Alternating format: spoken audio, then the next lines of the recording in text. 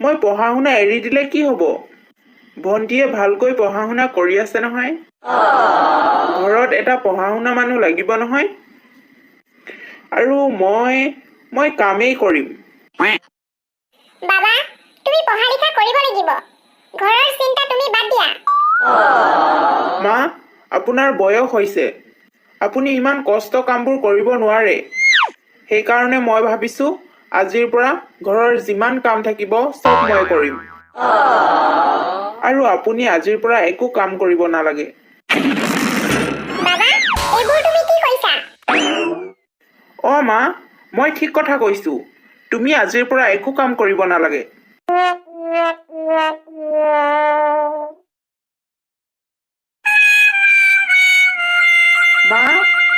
মা শুনিছেনে? কোৱাচোন। মা, মই কিবা এটা কাম বিচাৰি যাওঁ। মই সোনকালে ঘূৰি আহিম। তুমি চিন্তা কৰি নাথাকিবা। মই ঘৰখন চলাবই লাগিব। যিকোনো প্ৰকাৰে মই মাৰ মুখত হাঁহি আনিবই লাগিব। মাত্ৰ লিখা পঢ়া কৰি থাকিলে একোৱেই নহ'ব।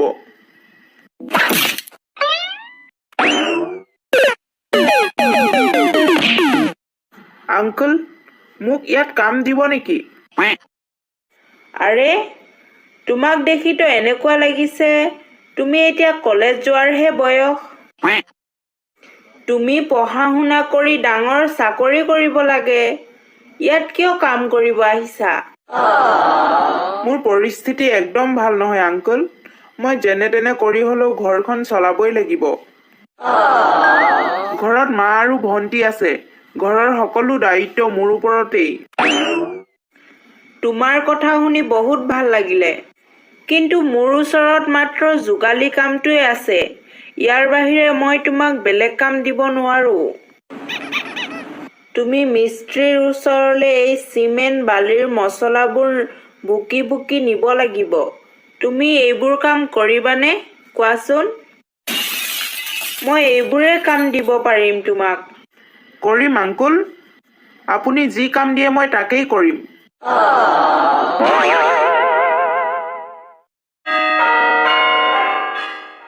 মন্টু, পাৰিছানে তুমি? পাৰিছোঁ আংকল। আজি বাকী যোগালীকেইটা নাহিলে তুমিয়ে অলপ বেছিকৈ কৰিব লাগিব আজি। অভাৰ টাইমৰ পইচাটো দিম বাৰু। ঠিক আছে আংকল।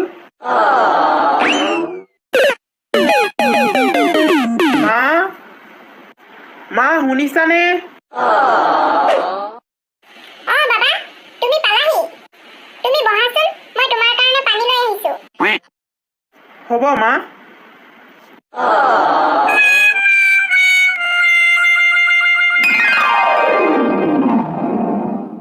মন্টু, মই তোমাৰ কামবোৰক বহুত ভাল পাইছোঁ। তুমি বহুত সোনকালে কামবোৰ শিকি ল'লা। সকলো আপোনাৰ আশীৰ্বাদত আংকল। আপুনি যদি চাহাৰা নিদিলেহেঁতেন। নাই। তোমাৰ কষ্ট আৰু কামৰ প্ৰতি থকা হেঁপাহৰ কাৰণে ইমানখিনি হৈছে। আংকল, মোৰ এই ঘৰ বনোৱা কামটো বহুত ভাল লাগিল। কেনেকৈ চিমেণ্ট বালিবোৰ মিক্স কৰি ঘৰত দিবলৈ লাগে মই এতিয়া চব শিকি ল'লোঁ। খুব ভাল কথা মন্টু। ভগৱানে তোমাক আশীৰ্বাদ কৰক। তুমি ভৱিষ্যতে এজন ভাল মানুহ হ'বা।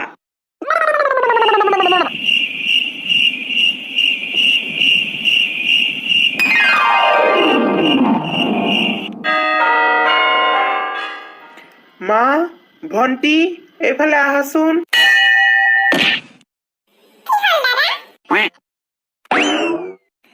কোৱাচোন, কিয় মাতিছিলা? মা, আজি মই এটা সপোন দেখিলোঁ, য'ত মই এজন ডাঙৰ ঠিকাদাৰ হৈ নিজে কণ্ট্ৰেক্ট লৈছোঁ। মা, মই এতিয়া ব্যৱসায় কৰিম। কষ্ট কৰিলে সকলো সম্ভৱ বাবা। মা, লাহে লাহে মোৰ নিজৰ বিজনেছ হ'ব। আমিও এদিন ধনী হৈ যাম মা। আৰু মোৰ ভণ্টিজনীক ভাল কলেজত নাম লগাই দিম।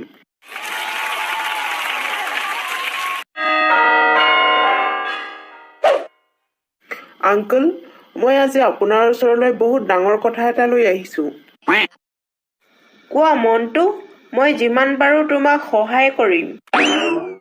আংকল, মোৰ আগৰ পৰাই এটা ইচ্ছা আছিল, মোৰ নিজৰ এটা বিজনেছ হওক। আপুনি কিবা সহায় কৰিব পাৰিবনে?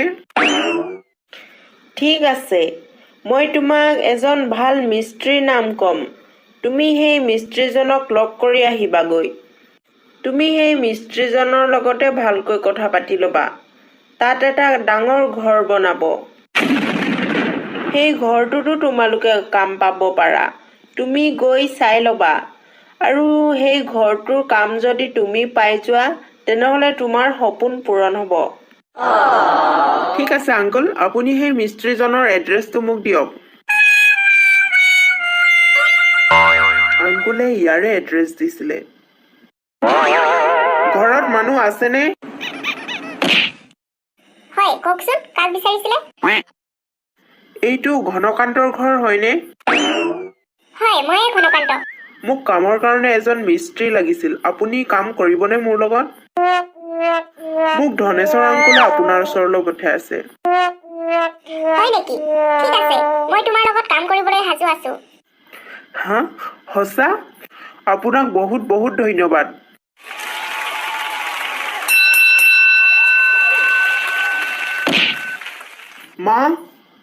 মা, মই ফূৰ্তিত আজি পাগল হৈ গৈছো। মোৰ সপোন পূৰণ হ'বলৈ গৈ আছে মা। এতিয়া মোৰ নিজৰ বিজনেছ হ'ব মা। এইবোৰ সকলো তোমাৰ আশীৰ্বাদত হৈছে মা। সকলো তোমাৰ আশীৰ্বাদত। নহয় বাবা, আশীৰ্বাদত একো নহয়। এইবোৰ সকলো তোমাৰ কষ্টৰ ফলত হৈছে। আজি তুমি নিজে কৰা কষ্টৰ ফলত ইমানখিনি পাইছাহি। এতিয়া তোমাৰ নিজৰ ব্যৱসায় আৰম্ভ কৰিবলৈ লৈছা। তুমি বহুত কষ্ট আৰু আগ্ৰহেৰে কৰিবা। এদিন চাবা তুমি সফল হবাই। মোৰ আশীৰ্বাদ সদায় তোমাৰ লগত আছে বাবা। মা, মই এই ভাল খবৰটো মিস্ত্ৰী আংকুলক দি আহোঁ। তেওঁ মোৰ কাৰণে বাট চাই আছে চাগে। ঠিক আছে বাবা, তুমি যোৱা।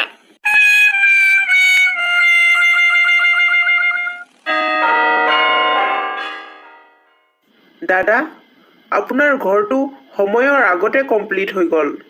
এইবোৰ সকলো মোৰ কষ্ট আৰু মোৰ লগৰবোৰৰ কষ্টৰ ফলতে ইমান সোনকালে হ'ল। আমি সকলোৱে বহুত ভালকৈ মিলি-জুলি এই কামবোৰ কৰিলোঁ। সেইকাৰণে ইমান সোনকালে আমি এইটো ঘৰ বনাব পাৰিলোঁ। তোমাৰ কামবোৰত বহুত সন্তুষ্ট হৈছো মন্টু। মই তোমাক আৰু বহুত ভাল ভাল কাম দিম। ভগৱানে আপোনাক আশীৰ্বাদ কৰক দাদা।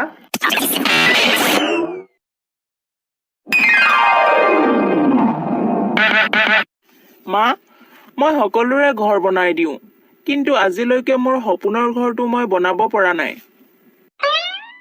বাবা, তুমি দেউতাৰ বনাই থোৱা ঘৰটোকে আৰু ডাঙৰকৈ সাজিব পাৰা।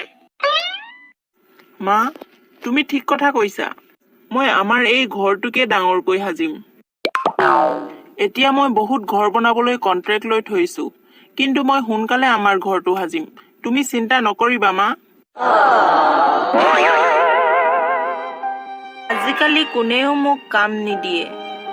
সকলোৱে মণ্টুৰ ওচৰলৈহে যায়। এনেকৈ চলিলে দেখোন মই ঘৰেই চলাব নোৱাৰিম। মণ্টুৱে বহুত ভালকৈ কাম কৰে। হে প্ৰভু, মোৰ এতিয়া কি হ'ব? এতিয়া মই কি কৰোঁ? এনেকৈ যদি মই ঘৰতে বহি থাকোঁ, মই মোৰ কৰ্মচাৰীসকলক কেনেকৈ দৰমহা দিম?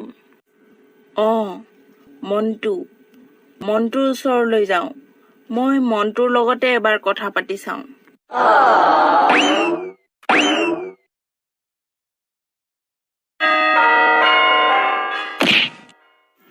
আৰে আংকল, আপুনি?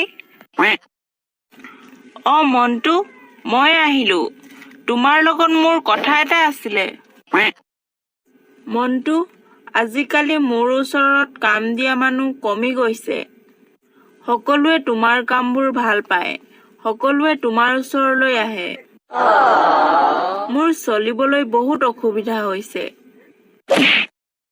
আংকল, এইবোৰ আপুনি কি কৈছে?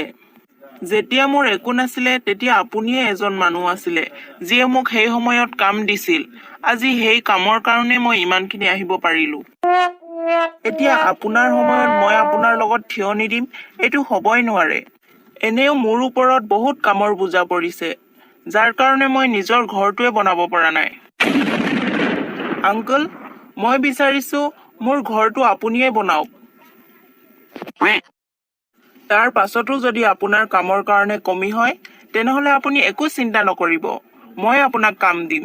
আপুনি আৰু মই মিলিজুলি কাম কৰিম। ধন্যবাদ মন্টু, তোমাক বহুত বহুত ধন্যবাদ। মা, এইটো চোৱা, আমাৰ সপোনৰ ঘৰ। মা, মই যেতিয়া ফটোবোৰত ডাঙৰ ডাঙৰ ঘৰবোৰ দেখিছিলো, তেতিয়া মই ভাবিছিলো আমাৰো যদি এটা ডাঙৰ ঘৰ থাকিলহেঁতেন। বাবা, মোৰো এটা সপোন আছিল, ডাঙৰ ঘৰ বনোৱা। এইবোৰ সকলো তোমাৰ কষ্টৰ ফল। তোমাৰ কষ্ট আৰু কামৰ প্ৰতি থকা আগ্ৰহৰ কাৰণে আজি আমি ইমানখিনি পালোহি। মই বহুত সুখী হৈছো। দেউতা যোৱাৰে পৰা তুমি আমাক কিমান কষ্টকে তুলিছা আমি বুজিছো মা। এতিয়া কোৱা মা, তোমাক মই কেনেকৈ সুখী কৰিব পাৰো? তুমি ভণ্টিকো ইমান ভালকৈ পঢ়াই আছা আৰু ঘৰো ইমান ধুনীয়াকৈ বনালা। এতিয়া মাত্ৰ এগৰাকী বোৱাৰীহে প্ৰয়োজন। এতিয়া তুমি মোৰ কাৰণে এজনী বোৱাৰী আনি দিয়া। এতিয়াতো মই বুঢ়ী হৈ গলো, মই আৰু ঘৰৰ কাম চম্ভালিবলৈ নোৱাৰো।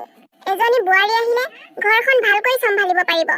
তোমাৰ সকলো ইচ্ছা পূৰণ হ'ব মা। মাত্ৰ তুমি অলপ সময় অপেক্ষা কৰা। আজিলৈকে তোমাৰ আশীৰ্বাদতে মই ইমানখিনি পালোহি। তোমাৰ প্ৰতিটো কথা মই শুনি যাম। আৰু কেইদিনমান অপেক্ষা কৰা, মই তোমাৰ কাৰণে এজনী বোৱাৰী আনি দিম।